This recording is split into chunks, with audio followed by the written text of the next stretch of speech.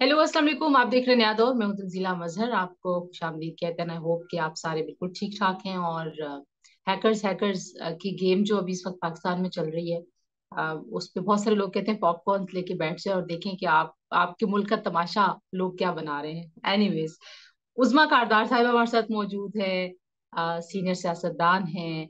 और पीटीआई वाले उज़मा से आजकल बहुत नाराज रहते हैं। उज़मा, आप कैसी हैं? सबसे पहले तो ये बताएं। जी अस्सलाम वालेकुम Tanzeela, very happy to be on your show. Thank you उस्मा।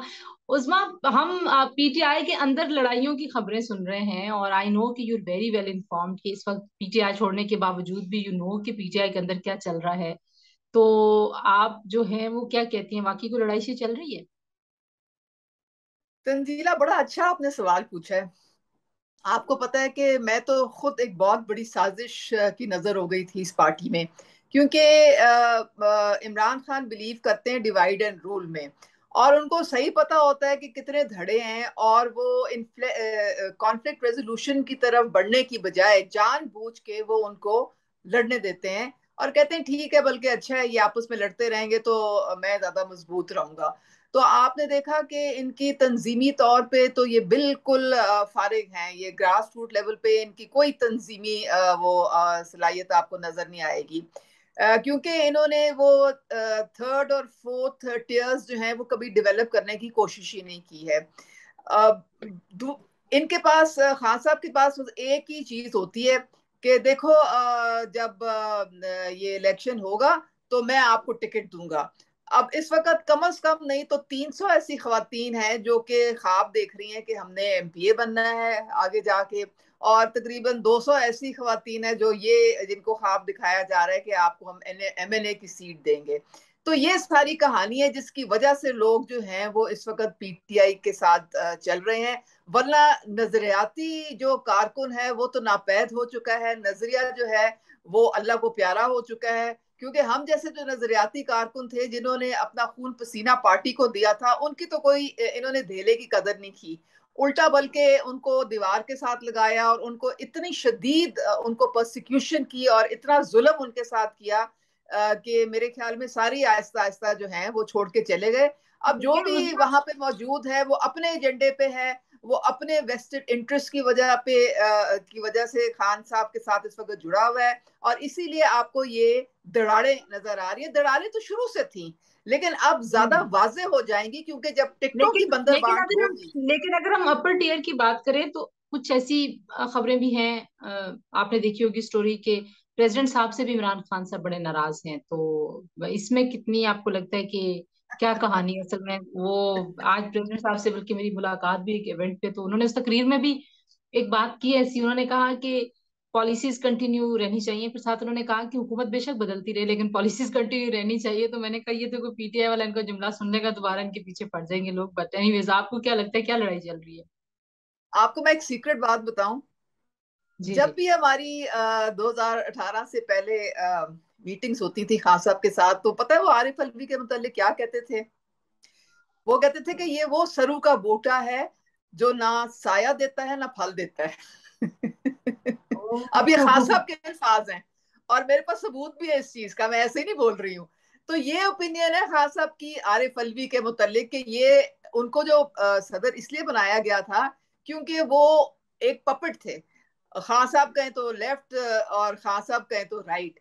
लेकिन अब जो एकदम से कुछ एक दो इन्होंने स्टेटमेंट्स दी हैं आरिफ अलवी साहब ने, जो कि खान साहब के मनपसंद नहीं है, और थोड़ा सा इख्तलाफी नोट उन्होंने दिया है, तो खान साहब को अब सख्त उन पे गुस्सा।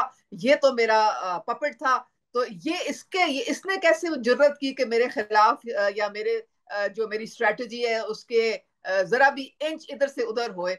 तो इसीलिए आजकल शायद आरिफ अलवी साहब जेर एताब आए होंगे।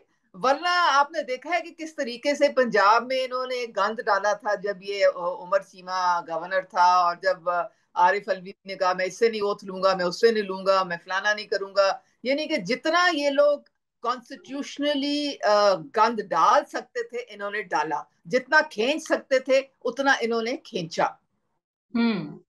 तो अब जो है वो, अच्छा, जो दूसरी खबर चल रही है वो ये है। मतलब आजकल तो आपको पता है गेस्ट वर्क चल रहा है, तो जो जो ज्यादा बड़ी बातें हैं वो ये हैं कि पीटीआई के अंदर कौन है जो खान साहब जिस आजकल जिसकी सबसे ज्यादा सुनते हैं, तो आपके ख्याल में कौन है जिसकी खान साहब सबसे कमाल। ज्यादा सुनते हैं?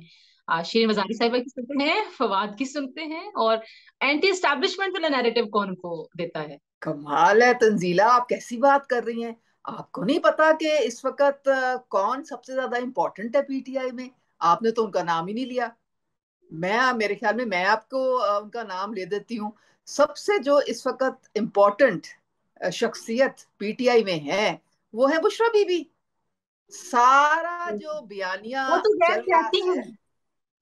सारा जो बयानिया चल रहा है, आपने वो, अब तो खान साहब खुद भी मान गए कि जी वो हैक किया हुआ था, और वो जो सारी जो ये सीक्रेट टेपिंग करके एजेंसियां ये कर रही हैं, पहले उन्होंने शहबाज शरीफ के गले डाल दिया था, अब समझ आइए उनको, तो अब वो एजेंसियों के पीछे पड़ गए हैं। लेकिन मान गए हैं, मान गए हैं कि देखें मेरी जो बेगम थी उनकी भी इन्होंने जो ऑडियो है वो लीक कर दी।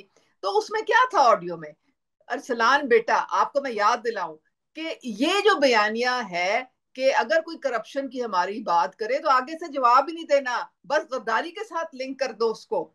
वैसे आज अ, आपको बताऊं एक बात उस्मा, वो एक मुबैना हैकर है जिसको पीटीआई कह रही है कि ये फेक एक अकाउंट है, लेकिन एक अकाउंट से हैकर ने जो गुफ्तगू की, मैं आपको थोड़ी सी पढ़ के सुनाती हूँ। और मुझे ऐसे लग रहा था कि वो आप जो बातें पिछली बार जब मेरे शो पे आई थी, जो आपने बातें की थी ना, मुझे ऐसे लग रहा था कि हैकर ने वो वाली बातें कहीं से पढ़ ली तो मुझे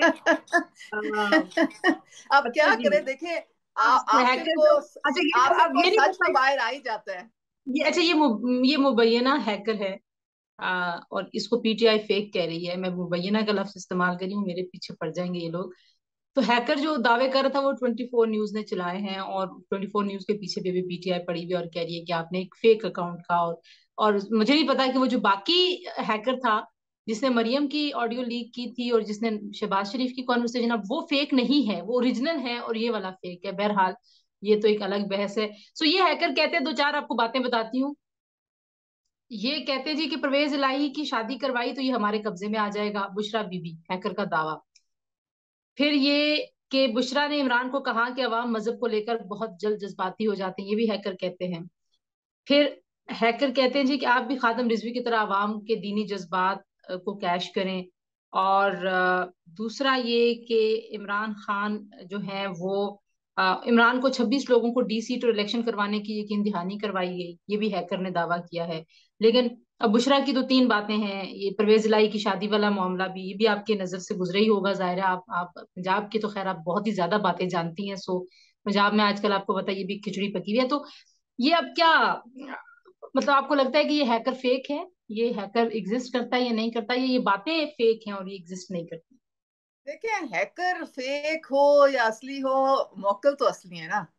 जहां से ये इल्म आता है, और वो बुशरा बीबी खुद भी मान गई हैं उसमें जो उनकी ऑडियो लीक आई है कि वो अरसलान बेटा, लोग बड़े परेशान होते हैं, बड़े हैरान होते हैं कि हर चीज इमरान खान साहब को पहले कैसे पता चल जाती है, लेकिन ये तुमने बात नहीं करनी है। तो देखिए, ये इल्म जो है, न जाने वो सारा दिन क्या पढ़ती है, तो बल्ला आलम अल्लाह ही बेहतर जानता है। लेकिन वो सारा जो मामला है, वो खान साहब कोई कदम उनके बगैर नहीं उठाते। हमें पहले तो बताया जाता था ना कि जी ये तो घरेलू खातून है, सियासत से इनका कोई ताल्लुक नहीं है। फिर एक डीडब्ल्यू चैनल है जर्मन, उसमें उसने एंकर ने पूछा कि जी आपकी वाइफ फेथ हीलर हैं, तो आप मुझे ये बताएं कि आप मैटर्स ऑफ द स्टेट में उनको कंसल्ट करते हैं कि नहीं। ये रिकॉर्ड पे है, आप भी निकाल के देख लें।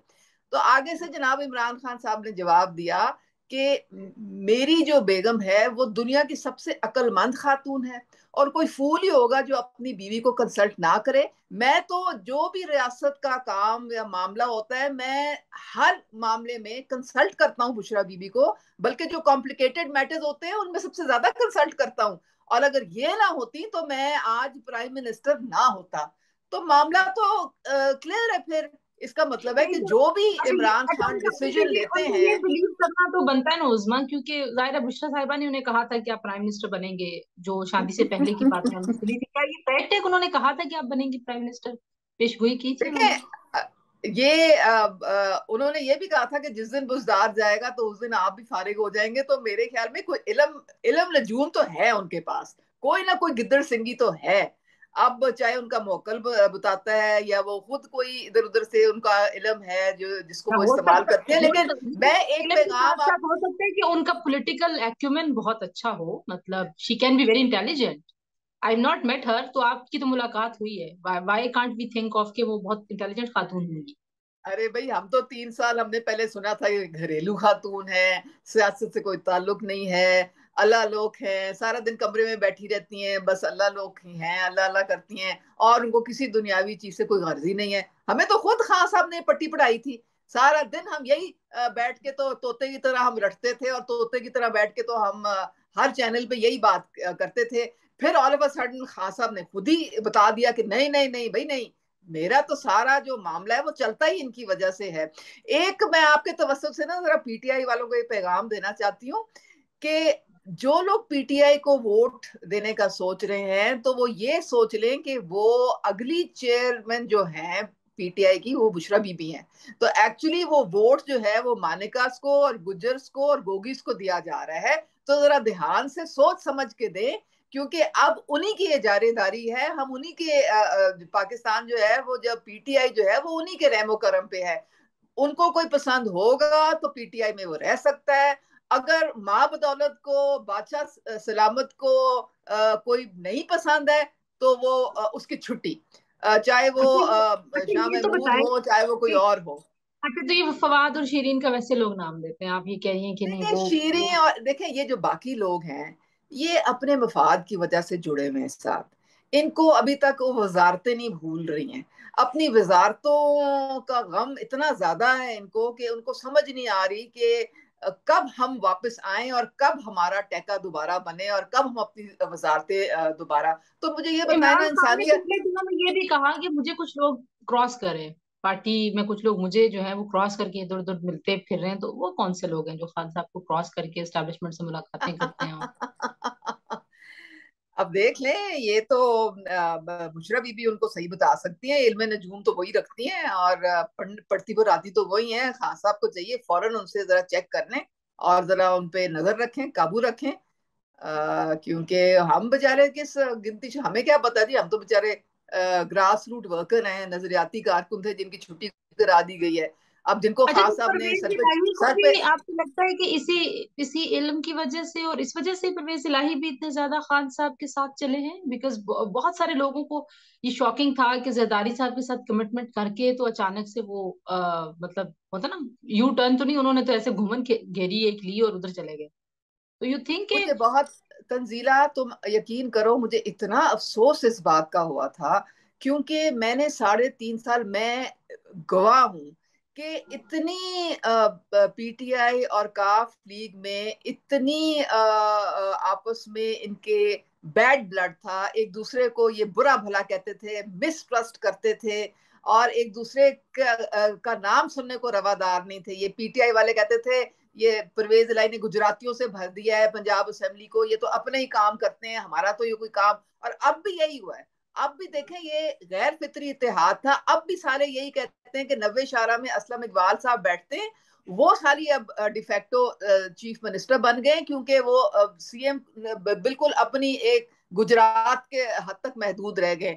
तो जब देखें ये जो नैपियो वाला मेहर बुखारी का जो इंटरव्यू था आपने सुना था ना, जो खान साहब के मुतालिक दिया था, तो जी सुना। उसमें वो तब उन्होंने दिया था जब वो नको नक हो गए थे, जब वो आवाजार हो गए थे परवेज इलाही कि ये 1.5 साल से कह रहे थे खान साहब को कि खुदारा पंजाब में आप तब्दील करें चीफ मिनिस्टर, ये पंजाब का बहुत बुरा हाल है। लेकिन खान साहब जो थे वो वसीम अकरम प्लस से आगे वो बात ही नहीं किसी की सुनते थे। तो ये तो जब खान साहब को पता चला कि परवेज इलाही ने खैर सगाली कर ली है, दुआए खैर मांगी गई है और वो ऑपोजिशन के कैंडिडेट बन के आ रहे हैं चीफ मिनिस्टर, फिर उनके हम्म। पांव तले से जमीन निकली और वो पूरी तरह से ब्लैकमेल हुए। इमरान खान ने परवेज इलाही को ब्लैकमेल किया और परवेज इलाही ने इमरान खान को ब्लैकमेल किया और ये फिर अकठ किस बात इनका पे हमारे ब्लैकमेल सामने किया? आया। कि किस बात पे ब्लैकमेल किया? देखे ना, परवेज इलाही ने जब क्योंकि देखें पंजाब में जो 10 सीटें हैं क्यू लीग की, वो डिसाइडिंग फैक्टर हैं, क्योंकि जो नून लीग है उनकी सीटें पीटीआई से ज्यादा हैं। तो हम्म। अगर क्यू लीग ना खड़ी हो पीटीआई के साथ, तो हुकूमत तो उनकी एक दिन नहीं चल सकती है। जब परवेज इलाही मिल गए आके ऑपोजिशन के साथ, तो वो धड़म करके उनकी हुकूमत जो थी वो फारिग हो गई।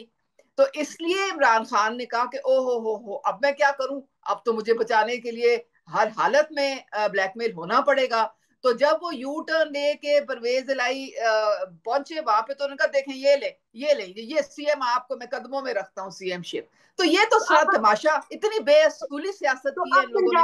अब पंजाब का क्या बनेगा? अब अलीम साहब नहीं नजर अब आते, आप जहांगीर मोना सिलाई को जहांगीर देखें, तरीन। 2 साल, मोना सिलाई 2 साल रुलते रहे। इमरान खान ने कहा मर जाऊंगा मैं, तुम्हें वजीर नहीं बनाऊंगा। तो वो क्या था सारा। नहीं, अब क्या होगा? अब अलीम खान और जहांगीर तरीन साहब जो हैं, वो उनका क्या नेक्स्ट स्टेप है? वो कहाँ हैं दोनों? क्या सोच रहे हैं? आप लोगों का ग्रुप है देखिए पूरा, वो ग्रुप क्या सोच रहे तंजीला, हैं? बात सारी ये है कि सियासत में कोई हरफ आखिर नहीं होता है। पॉलिटिक्स है स्ट्रेंज बेड फेलोज। हालात और वाकयात जो है वो बदलते रहते हैं। इस वक्त हर कोई अपने अपने डिफाइंड एरिया में जो है आपको नजर आएगा। और अलायंसेस जो हैं अभी इलेक्शन तक बहुत आपको बनती और बिगड़ती नजर आएंगी। लेकिन ये बात तो पक्की है कि जिस तरह से इंतकामी कार्रवाई इन्होंने अलीम खान के खिलाफ की है पाक व्यू में, तो अलीम खान ने तो बिल्कुल इनको इनसे किनारा कशी इख्तियार कर ली है। जहांगीर तरीन जो है उनका अपना ग्रुप है, वो भी बिल्कुल अलहदा हैं। अब अगले इलेक्शन में आपको पता चलेगा कि कौन किसके साथ खड़ा हुआ है, तब जो है क्लियर डिफाइन होगा कि क्या कौन किसके साथ अलायंस कर रहा है। वो क्या बना उसका, क्या कहते हैं, आपके केस का, जो आप लोगों ने चैलेंज किया हुआ है? देखिए, हमारा जो केस है ना, हमारा ईसीपी ने जो डिसीजन दी थी वो प्रेशर में आके दे दी थी। और इसीलिए हमें राइट टू अपील दिया था कॉन्स्टिट्यूशन ने कि आप सुप्रीम कोर्ट में जाके इसके खिलाफ अपील कर सकते हैं, क्योंकि हम समझते थे कि वो एक गैर आईनी और गैर कानूनी फैसला है। क्योंकि पार्लियामेंट्री लीडर नहीं बल्कि लीडर ऑफ द पार्टी के लेटर पे हम लोगों को डी नोटिफाई किया गया। अब आप आगे आ जाएं। ये जब हमजा शहबाज का जब केस आया था, जिसमें चौधरी शुजात का लेटर था, वो भी तो पार्टी हेड थे। तो उस वक्त कहा गया कि जी पार्टी हेड के लेटर पे हम नहीं चल सकते, पार्लियामेंट्री लीडर जो है उसके लेटर पे हम सिर्फ जो है वो अमल करेंगे। तो ये तजाद तो खुल के सामने आ गया है। तो इसलिए अब मामला सारा अटका हुआ है। अब या तो ये सही है या फिर वो सही है। तो इसलिए हमारा एक हियरिंग हुई थी जुलाई में, और उसमें मैं खुद पेश हुई थी, और मैंने चीफ जस्टिस साहब से ये कहा था कि हमारा, मुझे तो, मैंने कहा इन्होंने 2 साल पहले ही पार्टी से निकाल दिया था, तो मुझे तो ये बताते ही नहीं थे पार्लियामेंट्री पार्टी में क्या हो रहा है तो क्या नहीं हो रहा है, तो मुझे कहाँ से पता लगना था। तो कहते हैं फिर आपने रिजाइन क्यों नहीं किया। मैंने कहा जी मैंने तो इसलिए नहीं किया, मुझे तो 63A ने प्रोटेक्ट किया था। मुझे 63A ने कहा कि तुम्हारी एक कॉन्स्टिट्यूशनल पोजीशन है और तुमने कोई ऐसी बात नहीं की जो तुमने इसके 63A के खिलाफ की हो। तो मेरी हम्म। तो चीफ जस्टिस मेरी तरफ देखते हैं, कहते हैं अच्छा। तो इसलिए उसके बाद से हियरिंग ही नहीं हुई। तो हमारा केस पेंडिंग है, मोस्ट प्रॉब्ली इट विल होगी बी लिंक्ड विद होगी हमजास भी नहीं, केस। जी मुझे नहीं लगता कि होगी। होगी, आपको लगता है होगी हियरिंग जल्दी जल्दी? देखिए, अगर हमें ये लोग रिलीफ नहीं देंगे, तो फिर ये इनको फिर हमजा शहबाज को वापस लाना पड़ेगा एज चीफ मिनिस्टर। क्योंकि उसको भी तो फिर पार्टी हेड के लेटर पे ही फिर एक्ट करना पड़ेगा ना। या आप डिसाइड कर लेना, और आपका जो कॉन्स्टिट्यूशन है उसके मुताबिक आप जाए ना। अव्वल तो देखें हमें किस चीज की सजा दी है। और जब आपने हमारा वोट ही नहीं काउंट किया, तो सजा किस चीज की है। और आपका कॉन्स्टिट्यूशन कहता है कि वोट तो काउंट होता है, तो फिर आपने क्यों नहीं किया।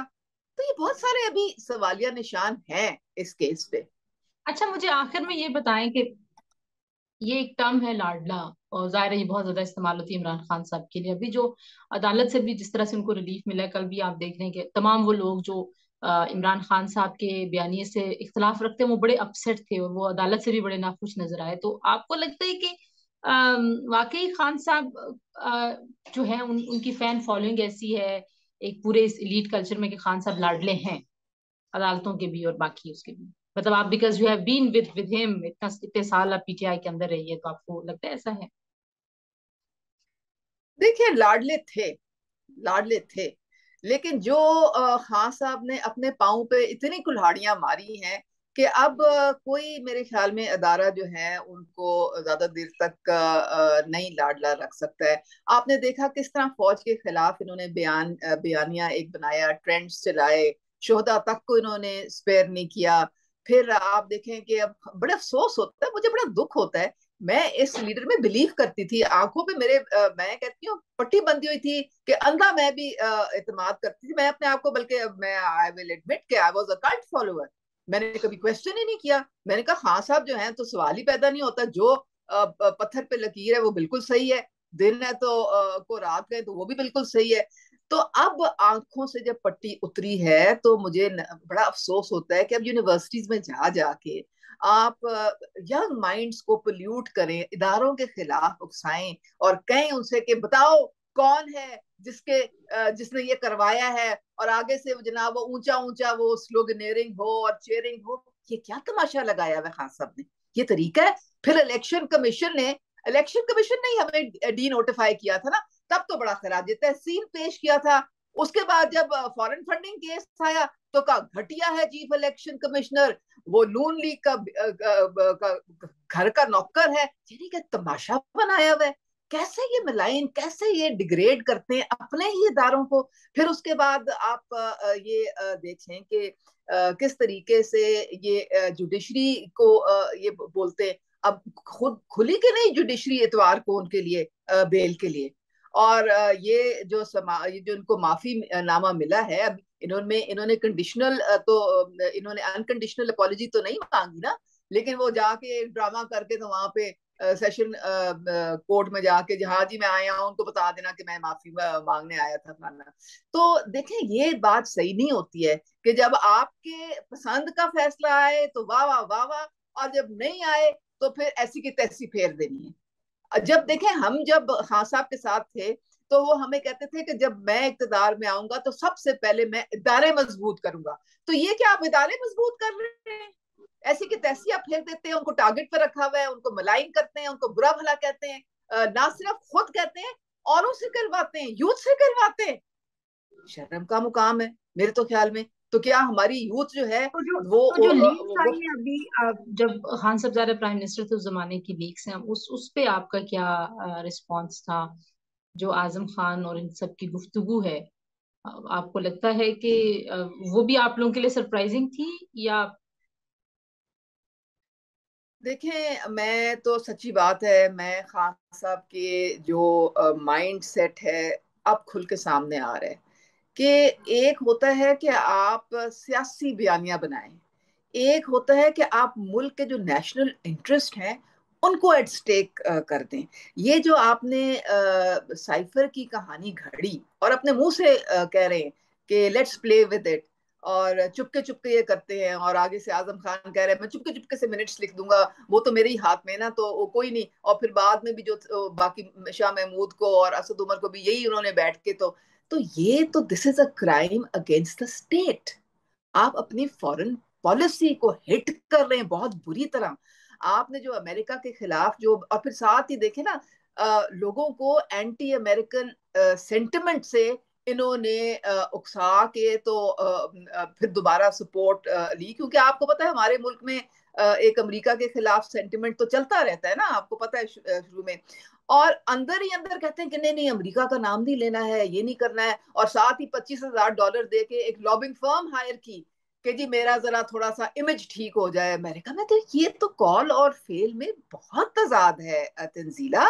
ये तो इसका मतलब है कि आप अंदर से कुछ है, बाहर से कुछ है, और लोगों के लिए एक आपने जो है वो लोगों को मिसलीड करने के लिए, खासतौर पे यूथ को गुमराह करने के लिए, खवातीन जो है वो देखे किस तरह से मतलब है कि पटड़ी से उतर जाती हैं, अपना दिमाग नहीं इस्तेमाल करते ये लोग। कि भाई ये शख्स जो है, जो हमें कह रहा है कि हमने गुलाम नहीं है, हम खुददार हैं, हम फलाना है, हम ढिमका है, साथ ही वो जाके तो पाँव पड़ा हुआ है अमेरिका के कि नहीं नहीं नहीं नहीं, अमेरिका का नाम नहीं लेना, वो ये हो जाएगा तो वो हो जाएगा। और वो मिस रॉबिन जाके उनसे मिल रही है बनी गाला में, तमाशा है। गाड़ियां ली जा रही हैं केपी गवर्नमेंट जो है वो यूएसएड वालों की। ये तो तो दिस बात तो इज मेरा नहीं ख्याल कि पीटीआई के सपोर्टर्स को एक्चुअली मतलब जो उनसे हम इंटरेक्ट करते हैं उनको समझ आते हैं, लेकिन आप आखिर में ब्रीफली बताएं, आपने उस दिन कोई इंटरव्यू दिया था, आपको पीटीआई वाले जो है वो आपकी क्या, आपने मरियम के हक में ऐसा बयान दे दिया, लोग क्यों आपको इतने इतने आपके पीछे पड़े थे? बहुत अच्छा सवाल। देखिए तंजीला, मैं खान साहब मुझे अपना स्टार कहते थे और अपना फाइटर कहते थे, और मुझे पूछते थे तुम किसी से डरती भी हो? तो उनको पता नहीं था कि मैं एक नजरियाती कारकुन हूँ, मैं और अल्लाह के सिवा किसी से नहीं डरती हूँ। और मैं जो हक को हक कहना जो है, ये अल्लाह ताला ने जो है वो एक मुसलमान को एक इसमें आपको पूरा ये ईमान का हिस्सा है आपके। तो ये जो पीटीआई वाले हैं, ये कहते थे कि वो मुझे कुछ एमपीएस, जब मैं इस तरफ आई ना, तो मुझे कहते हैं कि ओह हमें बर्दाश्त नहीं होगा कि हम तुम्हें मरियम नवाज के साथ देखें। तो अब बात सारी ये है कि ये जो मेरा एक इंटरव्यू था, एक टीवी निजी चैनल ने लिया, वो उसी दिन का है जिस दिन वो प्रेस कॉन्फ्रेंस हुई थी, और उन्होंने मुझसे सवाल ये किया था कि आपका क्या ओपिनियन है इनके केस के मुतालिक, कि मरियम नवाज की जो बरियत हुई है उसके मुतालिक आप। तो मैंने कहा ये तो बड़े खुशी की बात है, और मेरे ख्याल में ये एक पॉलिटिकली मोटिवेटेड केस था। और अब वो अल्हम्दुलिल्लाह क्लियर हो गई हैं, और बड़ी एक एम्पावर्ड तरीके से वो आएंगी, क्योंकि उनमें बहुत एक पॉलिटिकल विजडम है, और उन्होंने पूरे पार्टी का बयानिया वो लेके चली हैं हर इलेक्शन में। और अब तो वो जो तलवार एक लटकी हुई थी उनके ऊपर, वो तो खत्म हो गई है, वो क्लियर हो गई है। और अब वो खुल के मैदान में आएंगी, तो अब फिर खान साहब छुपते फिरेंगे उनसे, और अपनी खैर मनाए जाके खान साहब। अच्छा, तो ये आपने हजम नहीं हो सका आपने पीटीआई वालों को। आपने आपने काफी बात कर दी ना। अच्छा, अलीम खान से इन दिनों में आपकी कोई मुलाकात हुई है या बात हुई है जब से ये पार्क व्यू वाला केस हुआ? Is he very upset about this, क्या कहते हैं वो? I am sure he must be very upset जी। देखें, उन्होंने उनके साथ तो बहुत ही बुरा किया, बहुत ही बुरा किया, क्योंकि ये वो शख्स हैं, और जहांगीर तरीन वो शख्स हैं। मैं तो खुद इसकी गवाह हूँ कि एक कदम आगे नहीं रखते थे खान साहब इनके बगैर। इनके लेफ्ट और राइट सपोर्ट थे ये लोग, और पार्टी को यहाँ तक पहुंचाने वाला जो जो है वो इन दो लोगों का कलीदी किरदार था। और खान साहब ने ऐसा आंखों माथे पे आंखें रखी हैं कि इन्हीं दो लोगों को उन्होंने टारगेट किया पॉलिटिकली भी, और उनकी हुकूमत ने उनके ऊपर बल्कि एक फैसिस्ट किस्म तरीके से वो उनको अटैक किया सारा। तो मेरे ख्याल में ये बहुत एहसान फरामोशी है खान साहब कि मुझे बड़ा अफसोस होता है ये कहते हुए, लेकिन एहसान फरामोश हैं। ये वो लोग हैं जिन्होंने अपना सब तन मन धन जो था वो खान साहब के ऊपर वार दिया था। बड़े ये क्लोज थे, और आज देख लें किस तरह से इंतकामी कार्रवाइयां उनके खिलाफ हो रही हैं। लेकिन ये दिन भी गुजर जाएंगे, और मैंने आपको बताया ना, कोई भी हरफ आखिर नहीं होती चीज। थैंक यू सो मच उस्मा कारदार साहिब हमसे बात करने के लिए। जी, गुफ्तगू सुनी आपने उस्मा की। आपसे बात करके हमेशा बहुत खुशी होती है, और काफी सारी हमें खबरें भी मिलती हैं, इंसाइट्स भी मिलती हैं। But thank you for watching us, अपना फीडबैक हमें जरूर दीजिएगा। Thank you Usma, good my night, खुदा प्लेजर, माय प्लेजर। हाफिज। अल्लाह हाफिज।